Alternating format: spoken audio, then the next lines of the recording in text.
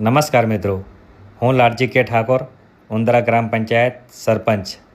મિત્રો, ગુજરાતીની અંદર એક કહેવત છે કે સ્વચ્છતા ત્યાં પ્રભુતા.